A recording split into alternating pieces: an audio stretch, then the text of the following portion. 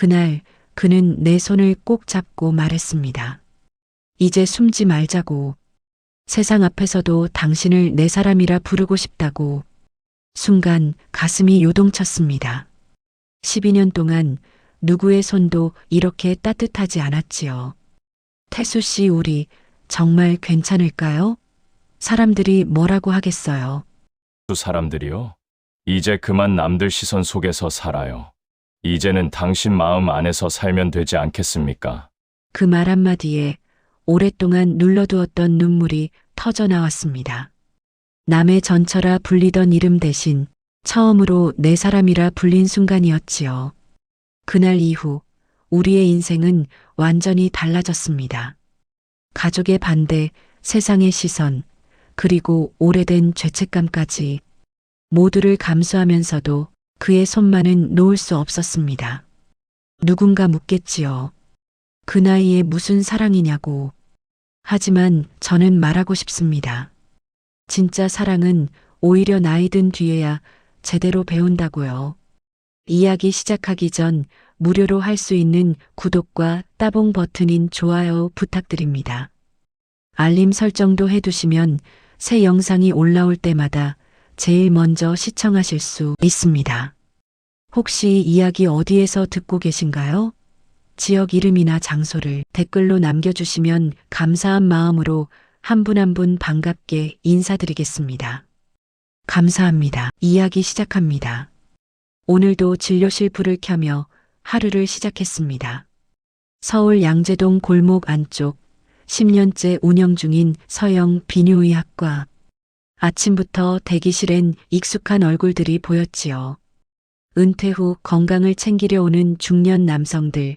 매번 똑같은 인사와 상담이 이어졌습니다. 의사라는 직업은 사람을 많이 만나지만 동시에 가장 외로운 직업이기도 합니다. 환자들의 이야기를 듣지만 정작 제 이야기를 할 수는 없거든요. 이혼한 지 12년, 그 후로는 제 이름 석자보다 원장님이라는 호칭이 더 익숙해졌습니다. 간호사가 차트를 들고 들어왔습니다. 원장님, 다음 환자분 63세 남성, 강태수님이에요. 초진입니다. 네, 모셔주세요. 차트를 훑어보는데 이름이 이상하게 눈에 익었습니다. 강태수 어디서 들어본 듯 했지요. 하지만 환자가 들어서는 순간 모든 게 분명해졌습니다. 문이 열리고 낯익은 얼굴이 조심스레 들어섰습니다. 그 순간 제 심장이 멎는 듯 했습니다. 동생 태민의 형, 12년 전 그 복도에서 마지막으로 마주쳤던 사람이었습니다. 어서 오세요. 입이 떨어지지 않았습니다. 그 역시 놀란 눈빛으로 저를 바라보았지요. 잠시 정적이 흐르고 먼저 고개를 숙인 쪽은 그였습니다. 제가 병원을 잘못 온 것 같습니다. 괜찮습니다. 여기선 제가 의사고 선생님은 환자예요. 진료 보시죠. 제 목소리는 의외로 침착했습니다. 심장은 요동치고 있었지만 표정 하나 흐트러지지 않으려 애썼지요. 그는 조심스럽게 자리에 앉았습니다. 손끝에 약간의 떨림이 보였지만 그 품격 있는 태도는 여전했습니다. 강남대에서 철학을 가르쳤던 교수 출신. 제가 태민과 결혼했을 때도 늘 말이 조심스럽고 점잖은 분이었어요. 최근 어떤 불편이 있으신가요? 소변이 자주 마렵고 잠이 자주 깨요. 나이 탓이겠죠. 그럴 수 있지만 정확히 확인해 보는 게 좋습니다. 초음파랑 기본 검사 진행하시죠. 간호사가 들어오며 준비를 했습니다. 저는 차트를 쓰는 척하면서 그를 몰래 훑어보았습니다. 머리엔 희끗한 새치가 섞였지만 여전히 단정했습니다. 예전보다 조금 야위었고 손마디엔 세월이 묻어 있었습니다. 검사가 끝난 후 그는 미소를 지었습니다. 또 오랜만에 뵙네요. 이렇게 만나게 될 줄은 몰랐습니다. 저도요. 세상이 좁네요. 대화는 조심스러웠지만 묘한 온기가 흘렀습니다. 그는 검사를 마치고 돌아서려다 한 번 더 저를 보았습니다. 수고하셨습니다. 원장님. 결과는 다음 주쯤 나올 거예요. 다시 오세요. 그의 뒷모습이 진료실 문 밖으로 사라질 때까지 한참을 바라봤습니다. 아무 일도 없었던 듯 책상 앞에 앉았지만 펜 끝이 자꾸만 떨렸습니다. 12년 전 법원 복도에서 마지막으로 봤던 뒷모습이 떠올랐습니다. 그때 저는 이혼 서류에 도장을 찍고도 울지 않았습니다. 태미는 외도했고 저는 감정이 다 식어 있었습니다. 그런데 이상하게 그날 복도에서 마주친 형의 눈빛은 오래 남았습니다. 힘내세요라는 한마디 대신 그저 묵묵히 고개를 숙이던 사람이었지요. 퇴근길 병원 앞 양재천을 따라 걸었습니다. 바람은 차가웠지만 마음은 낯선 열기로 달아올랐습니다. 그가 다시 올까? 의사로서가 아닌 한 명의 여자로서 그런 생각을 하게 될 줄 몰랐습니다. 그날 밤 집으로 돌아와 창가에 앉았습니다.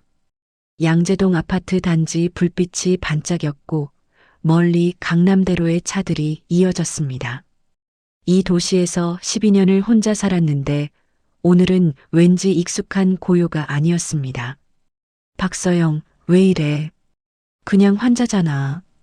혼잣말을 하며 웃었지만 웃음 끝에 남은 건 묘한 떨림이었습니다. 그가 다시 진료실 문을 열고 들어오는 장면이 머릿속에서 지워지지 않았습니다. 며칠 뒤 간호사가 말했습니다. 원장님, 지난주 오셨던 강태수님, 재진 예약하셨어요. 언제요? 이번 주 금요일 오후 2시요. 그 순간 심장이 쿵 내려앉았습니다. 아무렇지 않게 고개를 끄덕였지만 손끝은 다시 떨렸습니다. 그와의 두 번째 만남, 그것이 단순한 진료인지 운명의 장난인지 아직은 알 수 없었지요. 창밖으로 봄비가 내리고 있었습니다. 양재천 벚나무 가지 끝에 맺힌 빗방울이 반짝이며 떨어졌습니다. 그 빛을 바라보며 저는 이상하게도 누군가를 기다리는 마음을 다시 배웠습니다. 그날의 진료가 제 인생의 균형을 흔들리게 할 줄은 그때는 몰랐습니다. 하지만 지금 돌이켜보면 그날이 바로 새로운 이야기가 시작된 날이었지요. 그날 금요일 봄비가 그친 오후였습니다. 창밖의 양재천 산책길엔 벚꽃잎이 반쯤 젖어 있었지요. 오후 2시 예약표 맨 끝에 그 이름이 또렷하게 적혀 있었습니다. 강태수 손끝이 차가워졌습니다. 직업상 수백 명의 환자를 만나지만 오늘만큼은 이상하게 숨이 가빴습니다. 원장님, 강태수님 오셨어요. 들여보내주세요. 문이 열렸고 그는 지난번보다 훨씬 편안한 얼굴로 들어왔습니다. 밝은 베이지색 재킷, 얇은 안경테, 그리고 점잖은 미소. 그의 모습이 진료실 안을 따뜻하게 채웠습니다. 또 안녕하세요, 원장님. 지난주 처방 잘 복용했습니다. 네, 얼굴이 좋아 보이세요. 불편하신 건 없으셨죠? 또 덕분에요. 밤에 깨는 횟수가 줄었습니다. 그의 목소리는 낮고 안정적이었습니다. 그 목소리만으로도 공간이 고요해졌지요. 저는 차트를 넘기며 태연한 척했습니다. 검사 결과는 정상입니다. 연세치고 아주 건강하세요. 또 그럼 당분간은 괜찮겠군요. 내 6개월 뒤 정기 검진만 하시면 됩니다. 그는 잠시 머뭇거리다가 조심스레 물었습니다. 또 혹시 시간 괜찮으시면 커피 한 잔 어떠세요? 지난번에 인사도 제대로 못 드려서요. 그 순간 이상하게도 망설임보다 미소가 먼저 나왔습니다. 환자와 의사로만 남기엔 우연히 너무 절묘했으니까요. 좋아요. 진료 마치고 30분 후에요. 또 그럼 근처 카페에서 기다리겠습니다. 그가 나가자마자 저는 의자에 기대 잠시 눈을 감았습니다. 커피 한 잔. 그 짧은 문장이 이렇게 설레는 말이 될 줄 몰랐습니다. 오후 3시 반 진료가 끝나고 병원 문을 나섰습니다. 골목 끝에 카페 더 모먼트 작은 브라운 톤의 커피숍이 있었습니다. 그는 창가 쪽 자리에 앉아 책을 읽고 있었지요. 햇빛이 그 머리 위로 부드럽게 내려앉고 있었습니다. 많이 기다리셨어요? 아니요. 오히려 덕분에 좋은 시간 보냈습니다. 그는 자리에서 일어나 의자를 빼주었습니다. 그 작은 제스처 하나가 오랜 세월의 품격처럼 느껴졌습니다. 커피는 제가 주문했습니다. 원장님은 아메리카노 맞죠? 기억력이 좋으시네요. 그는 웃었습니다. 입가에 지는 주름이 부드러웠습니다. 우리 대화는 처음엔 진료 얘기에서 시작됐지만 곧 과거로 흘러갔습니다. 태민이 그땐 참 미안했습니다. 지금은 괜찮아요. 오래전 일이잖아요. 그래도 마음에 걸렸습니다. 이혼 당일 복도에서 잠깐 봤던 그 표정 계속 떠올라서요. 그날 저는 아무 감정이 없었어요. 오히려 후련했죠. 다만 이상하게 그날 형님 표정은 기억이 남더군요. 우리는 잠시 말없이 커피를 마셨습니다. 창밖에 지나가는 사람들, 비에 젖은 가로수, 봄의 냄새, 모든 게 잔잔하게 흘렀습니다. 또 혼자 계신다는 얘기 들었습니다. 시간이 꽤 지났지만 그래도 외롭진 않으세요? 처음엔 자유로웠어요. 하지만 자유와 외로움은 종이 한 장 차이더군요. 그는 고개를 끄덕이며 커피잔을 내려놓았습니다. 저도 그렇습니다. 아내 떠나고 8년 됐지만 사람 냄새 없는 집은 여전히 차갑죠. 그 한마디에 가슴이 묘하게 저릿했습니다. 서로의 고독이 닮아 있었고 그 닮음이 위로가 되었습니다. 요즘은 어떤 일 하세요? 퇴직 후엔 강의만 가끔 합니다. 하루의 절반은 책 읽고 나머지는 생각하죠. 사람을 덜 만나면 마음이 단단해질 줄 알았는데 오히려 더 부드러워지더군요. 그 말이 오래 마음에 남았습니다. 단단함보다 부드러움이 더 강하다는 걸 나이 들어서야 알게 되지요. 커피잔이 바닥을 드러낼 즈음 그는 조심스럽게 물었습니다. 또 다음 주에도 배워도 될까요? 진료 말고 그냥 이야기 상대 정도로요. 좋아요. 단 약속해요. 환자 아닌 사람으로요. 그럼 오늘부턴 서영 씨로 불러도 되겠습니까?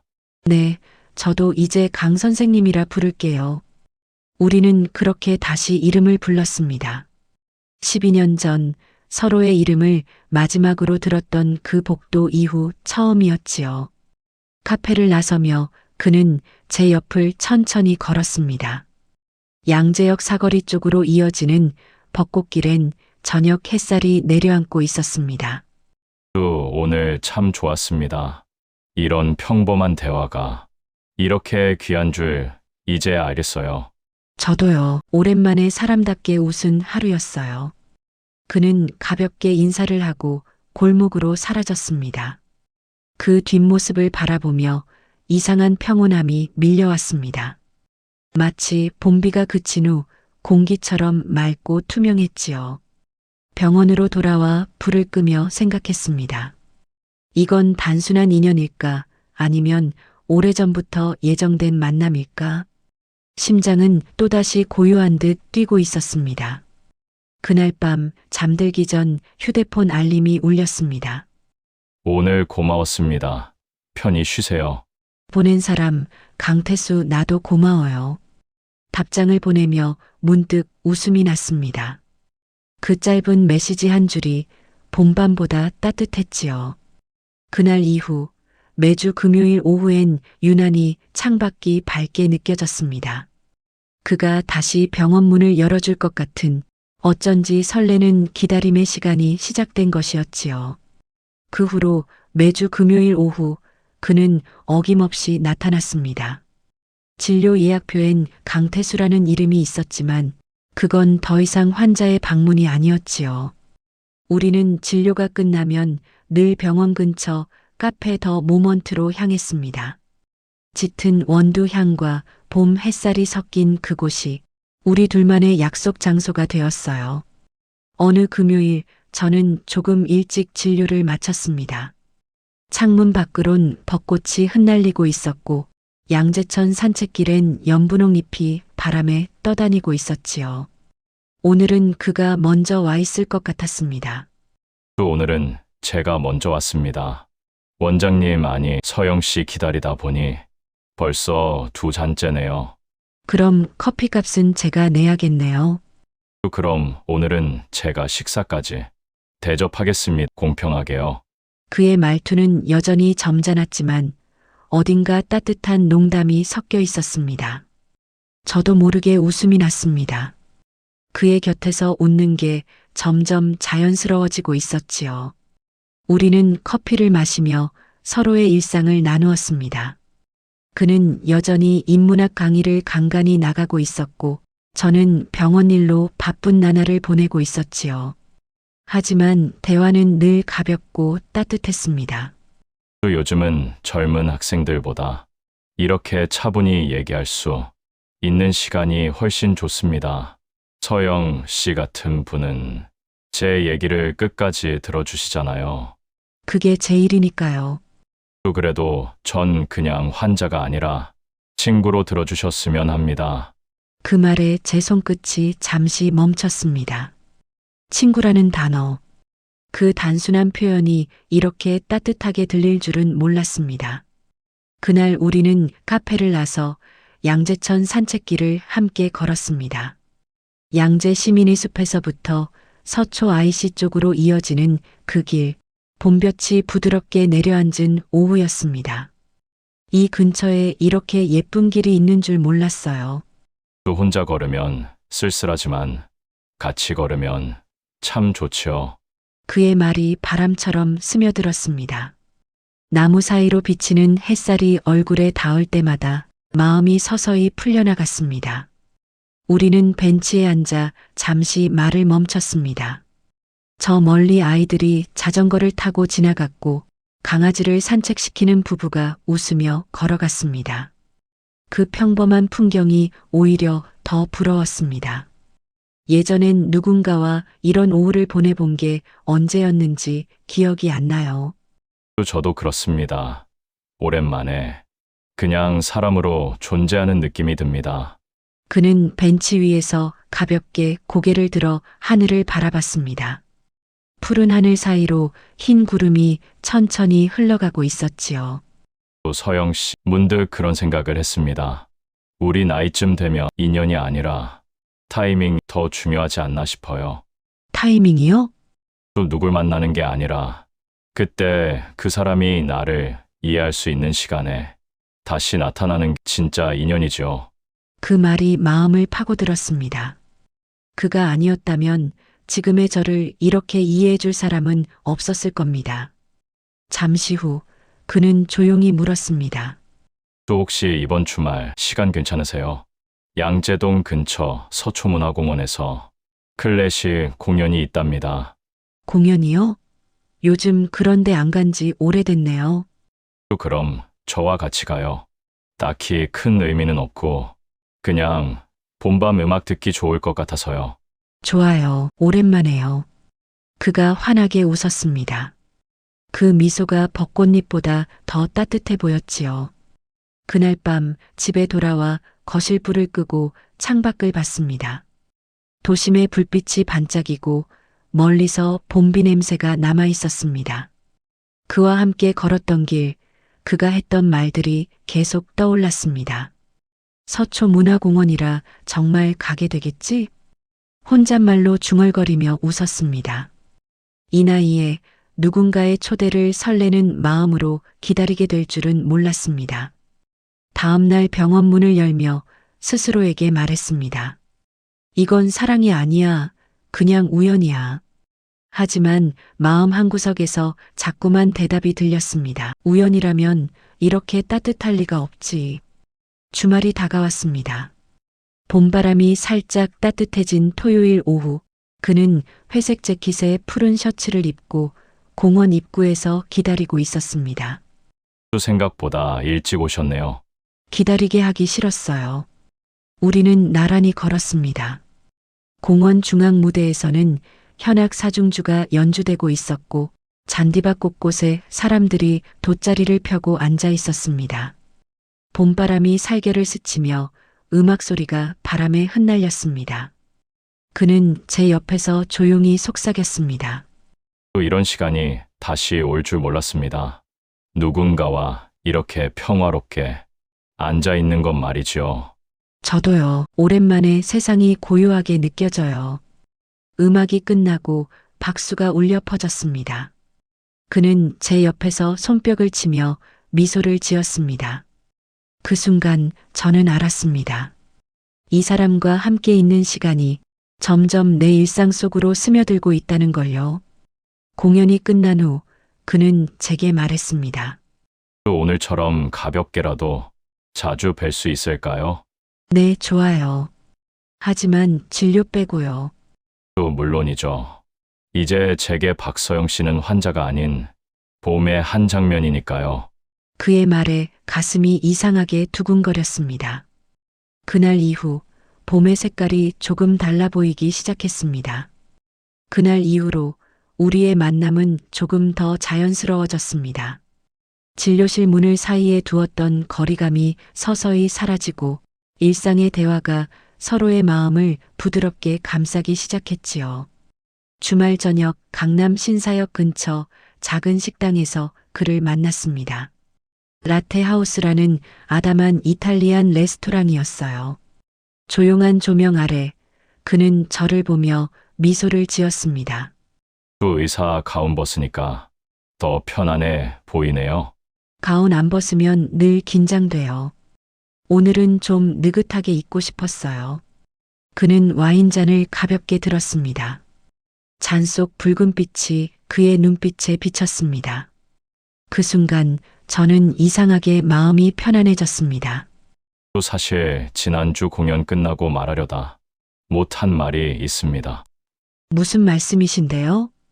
그날 음악보다 당신 웃음이 더 기억에 남았습니다. 순간 숨이 멎는 듯 했습니다. 그의 목소리는 낮았지만 진심이 담겨 있었어요. 그런 말은 쉽게 하는 거 아니에요. 또 쉽게 한 말 아닙니다. 12년 만에 누군가를 그렇게 바라본 건 처음이니까요. 와인잔이 손끝에서 미세하게 흔들렸습니다. 그의 시선이 제 눈을 정확히 마주하고 있었습니다. 저는 그 눈을 피하지 못했습니다. 잠시 정적이 흘렀고 그가 잔을 내려놓으며 말했습니다. 또 서영 씨, 우리는 참 오랜 세월을 혼자 버텨왔죠. 누가 옆에 있어도 외로운 시간이 있었을 겁니다. 이제는 그냥 따뜻한 사람이 곁에 있으면 좋겠다는 생각이 듭니다. 그게 저라면요? 제 입에서 그 말이 나왔을 때 스스로도 놀랐습니다. 그는 잠시 멈췄다가 부드럽게 웃었습니다. 그럼 저는 더 이상 바랄 게 없지요. 짧은 대화였지만 그 안에는 긴 시간의 결심이 담겨 있었습니다. 우리는 그날 밤 서로의 마음을 확인했지요. 소리내어 고백하지 않아도 충분했습니다. 식사를 마치고 밖으로 나오자 봄비가 살짝 내리고 있었습니다. 신사역 골목 끝 가로등 불빛이 젖은 도로에 비쳐 반짝였습니다. 그는 제게 우산을 내밀며 말했습니다. 같이 걸어요. 혼자 젖지 않게. 괜찮아요. 금방 그칠 것 같아요. 비는 금방 그쳐도 기다림은 오래 남지요.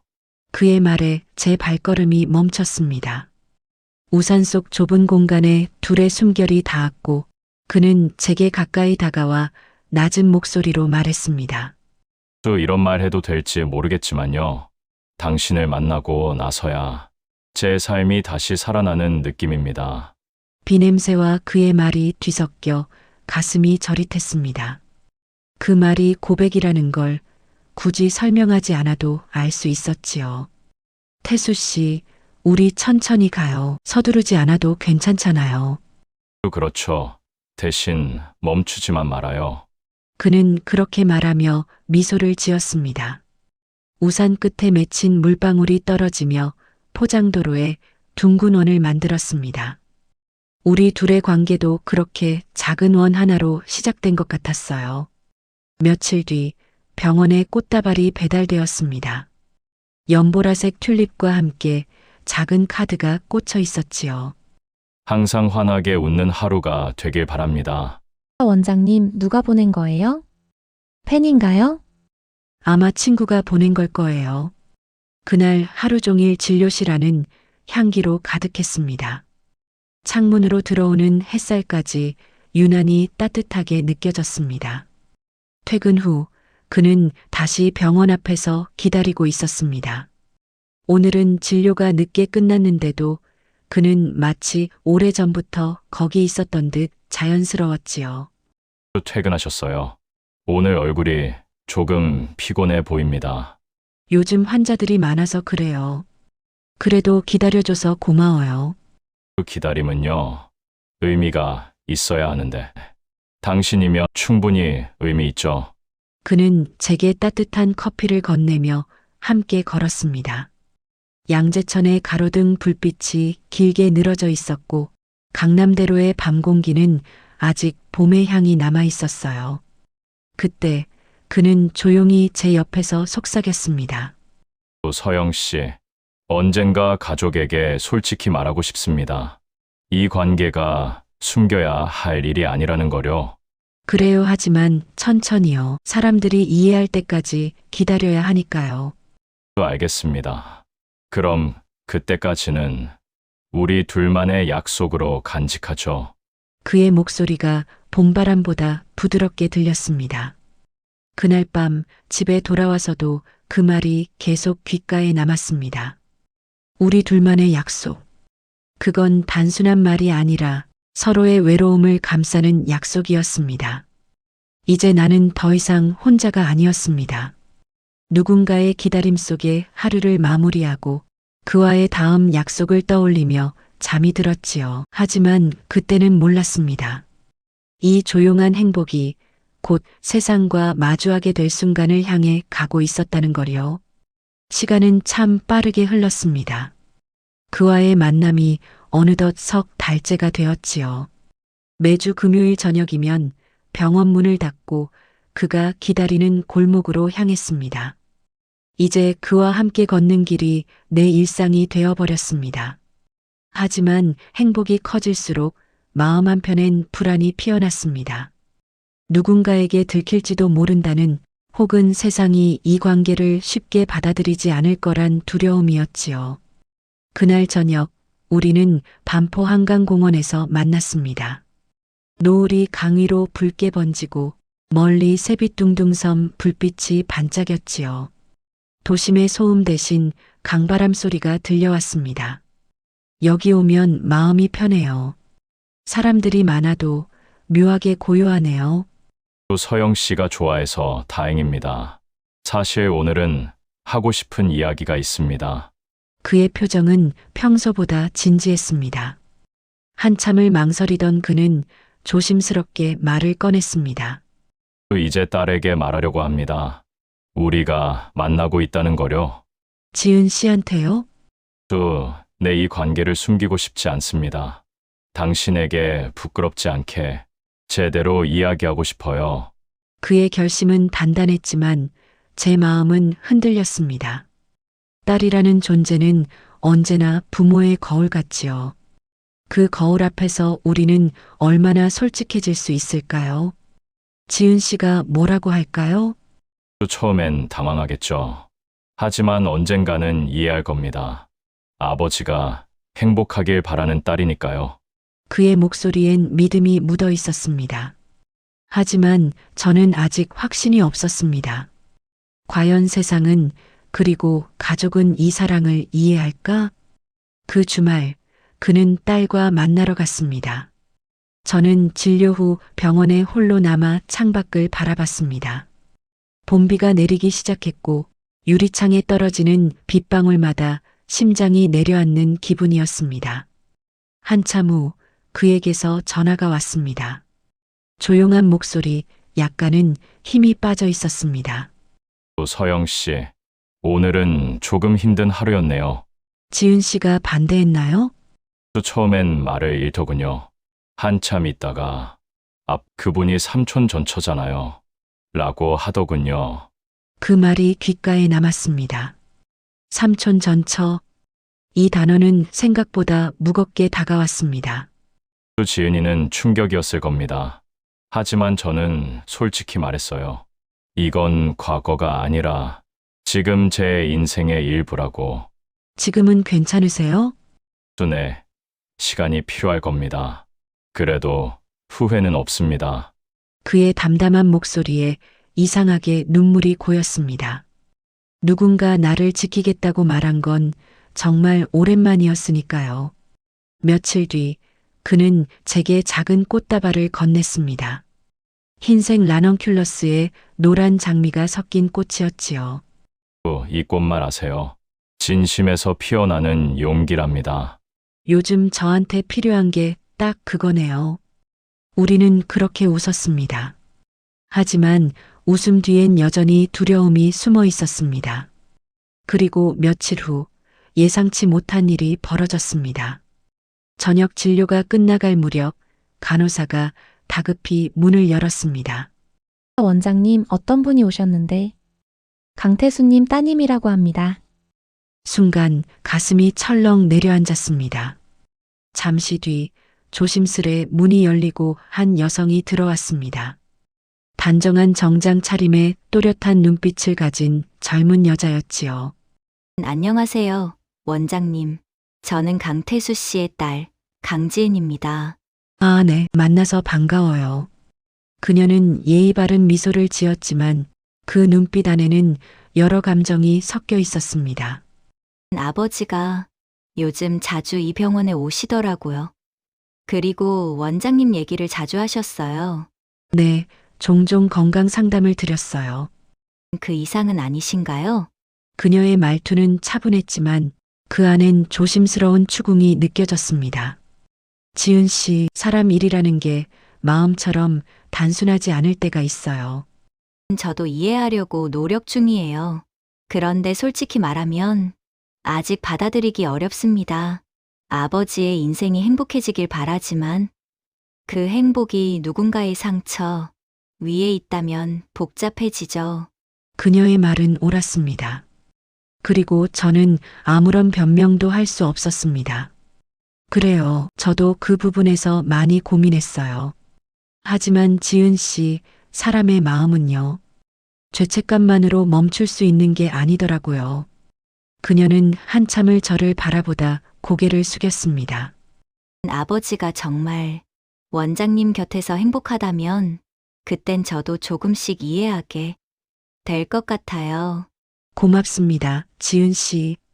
그녀가 나간 뒤 저는 한참을 앉아 있었습니다. 유리창 밖에는 밤비가 다시 내리고 있었지요. 하지만 이번엔 이상하게 마음이 편안했습니다. 이제 누군가와 함께 걸어갈 수 있다는 확신이 생겼으니까요. 그날 밤 그는 전화를 걸어왔습니다. 지은이가 찾아갔다고 하더군요. 네, 당황스러웠지만 생각보다 담담했어요. 고맙습니다. 그 아이가 서영 씨를 직접 본 게 아마 시작일 겁니다. 이해의 시작. 그의 목소리가 한층 따뜻하게 들렸습니다. 창밖 한강 위로 달빛이 흐르고 있었습니다. 그 빛이 마치 새로운 문턱을 비춰주는 것 같았지요. 지은 씨가 다녀간 지 일주일쯤 되었을 때였습니다. 그날 이후 병원엔 묘한 평화가 찾아왔습니다.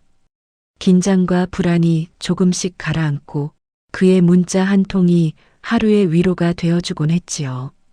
하지만 평화는 늘 예고 없이 깨지는 법입니다. 그날 오후 진료를 막 끝낸 시각이었습니다. 접수대 쪽에서 들려오는 낮은 목소리에 낯선 기운이 느껴졌습니다. 원장님, 어떤 분이 찾아오셨는데요? 강태민 씨라고 하십니다. 순간 펜을 잡은 손이 굳어버렸습니다. 그 이름, 12년 전 내 인생을 송두리째 흔들었던 이름이었지요. 들여보내세요. 문이 열리고 그는 천천히 들어왔습니다. 예전보다 머리가 휘어졌고 한때의 자신감은 사라진 얼굴이었습니다. 그의 눈에는 분노와 피로가 뒤섞여 있었지요. 오랜만이네. 이렇게 찾아오게 될 줄은 몰랐어. 저도요. 무슨 일이죠? 형, 얘기 좀 해야겠어. 그의 말투는 냉정했지만 손끝은 미세하게 떨리고 있었습니다. 저는 의자에 앉은 채 그를 똑바로 바라봤습니다. 형이 요즘 많이 달라졌더군. 그 이유가 당신 때문이란 걸 알고 찾아왔어. 태민 씨, 저희 관계는 형이 당신을 사랑한다고 하더군. 그는 씁쓸한 웃음을 지었습니다. 그 웃음에는 질투도 자책도 섞여 있었습니다. 이해하려 했는데. 하지만 아무리 생각해도 납득이 안 돼. 형제끼리 어떻게 그런 일이. 12년 전 일이에요. 그때 당신은 이미 다른 사람 품에 있었죠. 그건 내 잘못이 맞는데. 그래도 형은 안 되지. 당신이 형을 만나면 우리 가족은 다시 흩어질 거야. 그의 말이 칼처럼 가슴을 스쳤습니다. 하지만 저는 피하지 않았습니다. 이제 더는 숨고 싶지 않았으니까요. 태민 씨, 우리 사이에 남은 건 후회뿐이었어요. 당신이 떠난 뒤 저는 제 삶을 다시 세웠습니다. 그리고 그 사람이 제 마음을 다시 일으켜 세웠어요. 그는 한참을 말없이 서 있었습니다. 그리고 천천히 고개를 숙였습니다. 형이 당신을 그렇게 바꿔 놓았던데. 그게 질투인지 미련인지 나도 잘 모르겠어. 태민 씨, 이젠 서로를 놓아줄 때예요. 그는 잠시 침묵하다가 낮게 웃었습니다. 형한테 잘해줘. 그 사람은 나보다 훨씬 진심이니까. 그는 그렇게 말하고 돌아섰습니다. 문이 닫히는 소리가 진료실 안에 오래 남았습니다. 그가 떠난 뒤 나는 한동안 자리에서 일어나지 못했습니다. 12년 전 도장을 찍던 그날 이후 우린 다시는 마주치지 않을 거라 생각했습니다. 하지만 인생은 언제나 한 번쯤 끝났다고 믿었던 장면을 다시 불러내곤 하지요. 그날 저녁 그는 평소보다 늦게 전화를 걸어왔습니다. 목소리에는 약간의 피로가 묻어 있었습니다. 또 오늘 동생이 찾아갔다는 얘기를 들었습니다. 네, 왔어요. 생각보다 담담했어요. 이해는 못해도 미워하진 않겠다고 하더군요. 고맙습니다. 그 사람. 말은 거칠어도 속은 약합니다. 그의 말에 가슴이 따뜻해졌습니다. 형제 사이의 감정은 복잡하지만 그 안에는 여전히 피보다 진한 미안함이 남아있겠지요. 며칠 뒤 우리는 강남역 근처 마로니에 카페에서 만났습니다. 그는 차분한 표정으로 저를 맞았습니다. 하지만 눈가에는 깊은 그늘이 비쳐 있었지요. 태민 씨에게 미안하죠? 네, 하지만 그보다 더 미안한 사람은 당신이에요. 이 일이 당신에게 부담이 될까봐. 저 괜찮아요. 이제 누가 뭐라 해도 제 선택을 후회하진 않아요. 그는 제 손을 조심스레 잡았습니다. 따뜻하고 단단한 손이었습니다. 우리 이제 숨 좀 합시다. 지은이도 조금씩 마음을 열고 있고 동생도 결국엔 인정할 겁니다. 그렇게 될까요? 수 시간이 해결할 겁니다. 다만 그 시간을 버틸 용기만 있으면 되죠. 그의 말이 깊게 남았습니다. 용기, 그 단어는 단순하지만 살아내는 일은 어렵지요. 그날 밤 집으로 돌아오니 창밖에 초승달이 걸려 있었습니다. 작고 가느다란 달빛이 유리창을 타고 흘러내렸습니다. 그 빛을 따라 손을 뻗으며 중얼거렸습니다. 다시 마주했지만 이제는 다르다. 이제는 나를 지키는 선택을 할 거야. 그날 이후로 내 안의 두려움은 조금씩 작아졌습니다. 누군가를 다시 믿고 사랑한다는 건 과거를 지우는 일이 아니라 그 위에 새로운 삶을 덧칠하는 일이었으니까요. 봄은 어느새 여름의 문턱에 서 있었습니다. 양재천의 벚꽃은 다 졌고 대신 초록빛 나뭇잎이 바람에 흔들리고 있었습니다. 그 속에서 나는 그 사람과 함께 다시 살아가고 있었습니다. 그와의 만남이 반년을 넘겼습니다. 이젠 누군가에게 숨기기엔 너무 익숙해진 시간이지요. 아침이면 그의 안부 메시지로 하루를 시작하고 밤이면 서로의 목소리로 하루를 마무리했습니다. 하지만 우리는 여전히 남몰래 사랑하는 사람들이었습니다. 지인들은 눈치만 챘을 뿐 누구도 확실히 묻지 않았습니다. 우리 둘 다 그 질문이 두려웠던 거겠지요. 어느 날 그는 제게 말했습니다. 또 이제 우리 제대로 세상에 이야기합시다. 더는 숨고 싶지 않아요. 그래요. 하지만 정말 괜찮겠어요? 사람들 반응이 만만치 않을 거예요. 또 우리가 죄를 지은 것도 아니고 서로의 외로움을 메운 것뿐인데요. 이제는 이름으로 불려야죠. 남의 전처가 아니라 내 사람으로요. 그의 말에 가슴이 묘하게 떨렸습니다.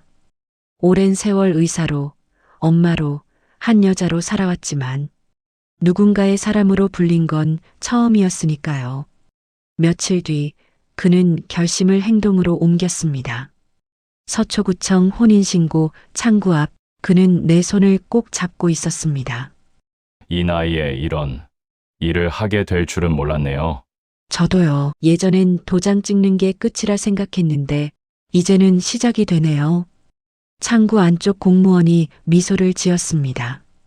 축하드립니다. 이제 법적으로 부부이십니다. 그 말 한마디에 눈물이 핑 돌았습니다. 또 이제 박서영 씨 말고 내 아내라고 불러야겠네요. 아직은 어색하네요. 곧 익숙해질 겁니다. 오래 부를 거니까요. 우린 그렇게 웃었습니다. 창밖엔 초여름 햇살이 부서지고 있었고 서초구청 앞 가로수 잎사귀가 바람에 흔들리고 있었습니다. 그날 나는 다시 태어난 기분이었어요. 하지만 세상은 언제나 달콤한 순간 뒤에 쓴 바람을 남깁니다. 그의 동생 태민 씨는 조용히 축하 문자를 보냈습니다. 형님, 서영 씨와의 선택 존중하겠습니다. 행복하세요. 그 한 줄이 그동안의 분노와 미움을 다 씻어내는 듯 했지요. 반면 딸 지은 씨는 끝내 참석하지 않았습니다. 결혼식 대신 가족 식사로 대신한 그날 그녀의 빈자리가 유난히 크게 느껴졌습니다. 지은 씨가 오지 않아서 아쉽네요. 수 시간이 필요하겠죠. 하지만 언젠가는 올 겁니다. 그 아이는 결국 사랑을 이해할 테니까요. 그날 밤 우리는 반포 한강공원을 걸었습니다. 신혼이라기엔 늦은 나이였지만 서로의 걸음은 신혼보다 더 조심스러웠습니다. 이 길 처음 만났던 그날보다 더 따뜻하네요. 그땐 서영 씨 얼굴도 제대로 못 봤죠. 이젠 매일 봐도 보고 싶습니다. 그의 손이 내 손을 감싸쥐었습니다. 한강 다리 위로 불어오는 바람이 우리의 마음을 대신해 주는 것 같았지요. 우리는 근처 카페에 들러 커피를 마셨습니다. 그는 문득 창밖을 보며 말했습니다. 두 사람들이 우리를 뭐라 부르든 상관없어요. 나한텐 그냥 서영이면 됩니다. 그 말 기억할게요. 혹시 나중에 흔들리면 다시 들려주세요. 흔들리지 않아요. 이 나이에 남은 건 진심뿐이니까요. 그의 말에 눈시울이 붉어졌습니다. 진심이라는 말, 그건 젊음보다 강하고 욕망보다 오래가는 마음이지요. 며칠 뒤 지은 씨에게서 편지가 도착했습니다. 아빠, 아직은 낯설어요. 하지만 아빠가 웃는 사진을 보니 나도 웃게 되더라고요. 엄마도 언젠가 이해해 주겠죠. 행복하세요. 편지를 읽는 그의 눈에 눈물이 맺혔습니다. 그는 말없이 제 손을 잡았습니다. 이제 됐네요. 이제야 진짜 용서받은 기분이에요. 그럼 이제 우리도 평범하게 살아볼까요? 그 평범한 게 제일 어렵지만 서영 씨랑이면 할 수 있을 것 같아요. 그날 밤 우리는 한강변 벤치에 나란히 앉아 있었습니다. 멀리 올림픽대로를 달리는 차 불빛이 흐르고 달빛이 강 위에 길게 드리워졌습니다. 그는 제 어깨에 팔을 올리고 조용히 말했습니다. 또 서영 씨, 이제는 세상 앞에서도 부끄럽지 않은 사랑이네요. 그러네요. 이제는 그 어떤 시선도 두렵지 않아요. 그의 온기가 내 어깨에 닿아 있었습니다. 그 온기는 오랜 시간 나를 지탱해준 믿음 같았지요. 세상 앞에서 우리는 드디어 우리가 되었습니다. 늦은 사랑이었지만 결코 허망하지 않은 사랑. 그 이름은 부끄럽지 않았습니다. 그리고 나는 알았습니다. 사랑에는 나이가 없다는 걸, 세상 앞에서 웃을 수 있다면 그것만으로도 충분하다는 걸요. 여름의 끝은 유난히 조용했습니다.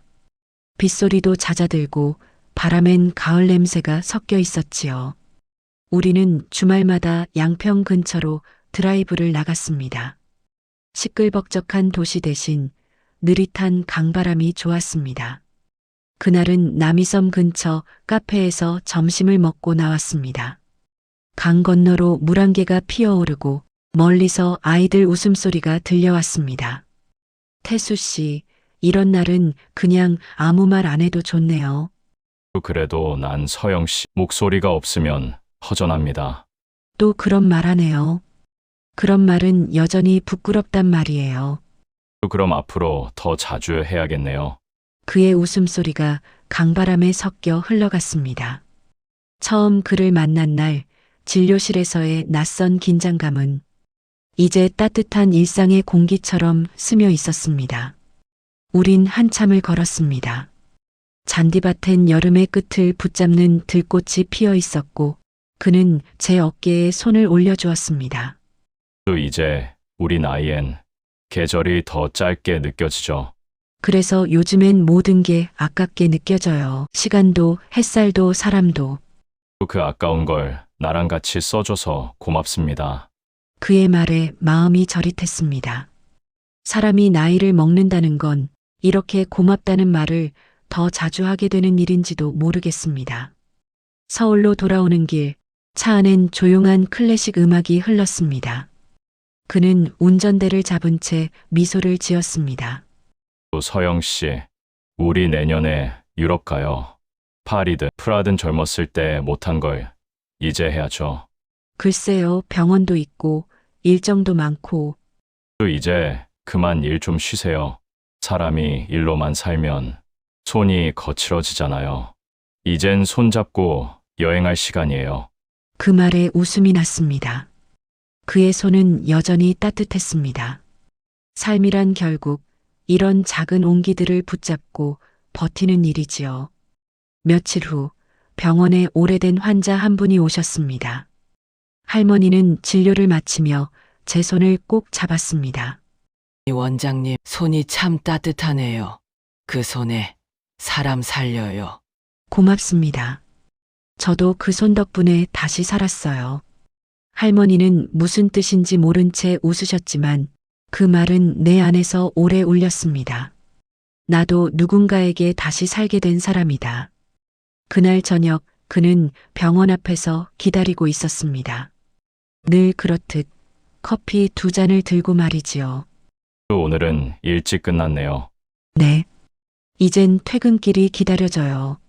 누군가 기다려주는 게 이렇게 큰 힘이 될 줄 몰랐어요. 또 서영 씨, 앞으로도 내가 계속 기다릴게요. 언제까지라도. 그의 말이 바람처럼 가볍게 들렸지만 그 안에는 오랜 믿음이 담겨 있었습니다. 우리는 다시 양재천을 걸었습니다. 가로등 불빛이 물 위에 흔들리고 한여름의 끝자락 냄새가 가슴을 간지렸지요. 태수 씨, 우리 이렇게 오래 갈까요? 2시간이야. 우리 손 바뀌지만 서영 씨 마음 안엔 오래 머물고 싶습니다. 그럼 약속해요. 오늘처럼 손 놓지 말아요. 약속하죠. 여름이 가도 겨울이 와도. 그날 밤 창가에 앉아 그의 사진을 한참 바라봤습니다. 세상은 여전히 빠르게 변하지만 우리의 속도는 이제 충분히 느렸습니다. 그 느림 속에서 서로의 숨결을 닮아가고 있었지요. 나는 지금 이 계절의 끝에서 다시 피어오릅니다. 한때는 지고 잊혔다고 믿었던 마음이 다시 빛을 받아 살아나는 순간을 느끼며 사람들은 말하지요. 나이 들어서 사랑은 사치라고. 하지만 나는 압니다. 진짜 사랑은 젊은 날의 불꽃이 아니라 여름 끝에 따뜻한 장관 같다는 걸요. 그는 지금 내 옆에서 웃고 있습니다. 그리고 나는 생각합니다. 이제야 비로소 삶이 나를 온전히 안아주는구나 하고요. 이야기의 끝은 끝이 아니었습니다. 서영과 태수는 서로의 빈 시간을 채워주며 늦게 핀 사랑이 얼마나 따뜻한지를 보여줬지요. 사람의 나이는 숫자일 뿐 진심은 언제든 다시 피어날 수 있습니다. 여러분은 어떻게 생각하시나요? 혹시 늦은 나이에 찾아온 인연 또는 용기 내지 못한 사랑이 있었나요? 당신의 생각을 댓글로 남겨주세요. 함께 이야기 나누며 마음을 나누고 싶습니다. 이 영상이 마음에 와닿았다면 구독과 좋아요 그리고 댓글로 마음을 표현해 주세요. 당신의 한 줄 응원이 다음 이야기를 이어가는 큰 힘이 됩니다. 사랑은 멀리 있지 않습니다. 조용히 당신 곁에서 다시 피어나길 바랍니다.